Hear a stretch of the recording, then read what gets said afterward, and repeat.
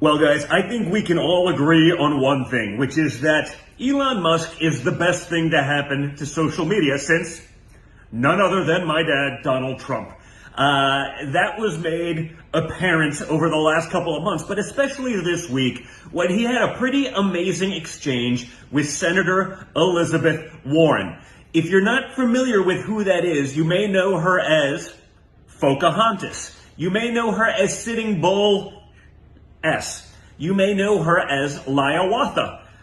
Many of the names that she inherited and the nicknames that she earned by running around and pretending that she was Native American, even though there seems to be almost no Native American in her. Remember, if you're on the left, you are able to do that. You can make claims and victimhoods and create all of this kind of hubbub around yourself having some sort of minority status, even if you have none whatsoever. And then there's no accountability because you can get away with it and media will cover for you and it's not really a problem because in your heart you identified as Native American, Liz Warren.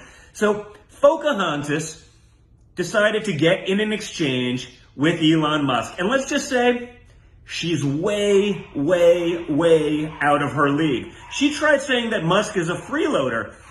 Why? Because he utilizes the tax code made by people like Elizabeth Warren.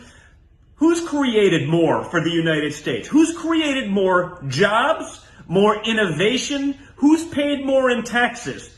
Liawatha, who got paid, $400,000 or almost $500,000 to teach a one-day-a-week class at Harvard because, obviously totally worth it. Totally not pay-to-play scheme, right? That's what they do if you're in Congress and you can get away with it. So he calls her out. She says, and I quote, "Let's change the rigged tax code so the person of the year," because Elon Musk won person of the year. I imagine Time Magazine may want to revoke that now, but will actually pay taxes and stop freeloading off everyone else. So the guy that's creating more innovation for America, probably than anyone, sending people into space, coming up with electric vehicles, employing tens of thousands. He's the freeloader, not the senator getting paid a lot of money to teach a kind of a no-show gig, essentially a no-show gig or a barely show gig at Harvard. That's not the freeloader. It's Elon Musk. So he replies back, "You remind me of when I was a kid and my friend's angry mom would just randomly yell at everyone for no reason." He then follows up with the pièce de résistance, the Sistine Chapel of tweets. Elon Musk says, "Please don't call the manager on me, Senator Karen."